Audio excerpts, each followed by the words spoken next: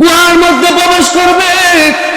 গুহার মধ্যে প্রবেশ করার আগে আল্লাহ রাসূল সাল্লাল্লাহু আলাইহি সাল্লামকে বলেন, ইয়া রাসূলুল্লাহ ওয়া ইয়া হাবিবাল্লাহ, আপনি গর্তের মধ্যে আগে প্রবেশ করিয়েন না, আমি আবু বকর আগে প্রবেশ করব।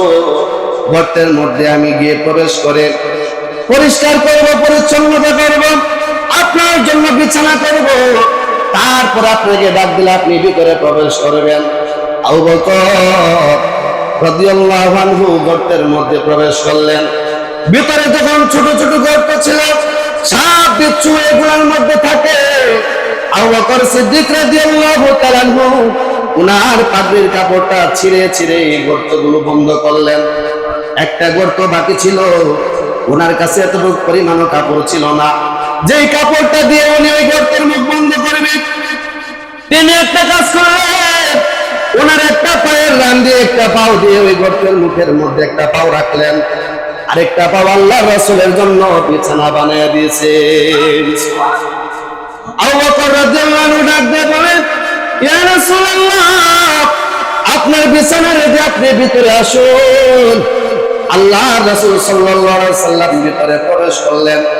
আবু বকর রাদিয়াল্লাহু আনহু রানের উপরে মাথা রেখে আল্লাহ রাসূল ঘুমায় গেলেন। ক্লান্ত শরীর ঘুমায় পড়লেন। আবু বকর সিদ্দিক রাদিয়াল্লাহু আনহু ঘুমায় না, আল্লাহ রাসূলকে জেগে জেগে পাহারা দেয়। আরেকটা পাও যে গর্তের মধ্যে রাখছিল, ওই গর্তের ভিতর থেকে একটা সাপ বারবার আবু বকর রাদিয়াল্লাহু তাআলা আনহুকে দংশন করতেছে। আবু বকর রাদিয়াল্লাহু আনহু চিৎকার দেয় না, আবু বকর রাদিয়াল্লাহু তাআলা আনহু কোনো কিছু বলে না, কারণ চিৎকার দিলে আল্লাহ রাসূলের ঘুম ভেঙে যাবে। প্রিয় হাবিবের যদি ঘুম ভেঙে যায়, আল্লাহ রাসূলের ঘুম ভেঙে গেলে বেয়াদবি হয়ে যাবে। এই জন্য আবু বকর আল্লাহ রাসূলের ঘুম ভাঙতে দেন নাই, চিৎকারও করে নাই। এই সাপের দংশন সহ্য করতেছেন, কান্না করতেছেন, চোখ দিয়ে পানি বেয়ে বেয়ে যখন একটা ফোঁটা পানি আল্লাহ রাসূলের চেহারার মধ্যে পড়ে গেল, আল্লাহ রাসূল সাল্লাল্লাহু আলাইহি সাল্লামের ঘুম ভেঙে গেল। আল্লাহ রাসূল ওইটা যখন দেখলেন, আবু বকর কান্না করেন। আল্লাহ রাসূল জিজ্ঞাসা করলেন, আবু বকর, আপনি কেন কান্না করতেছেন? কি হয়েছে আপনার? কেন কান্না করেন?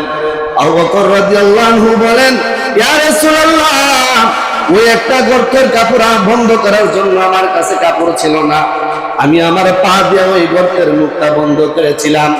ওই গর্তের ভিতর থেকে আমাকে একটা সাপ দংশন করেছে, এই জন্য কান্না করি।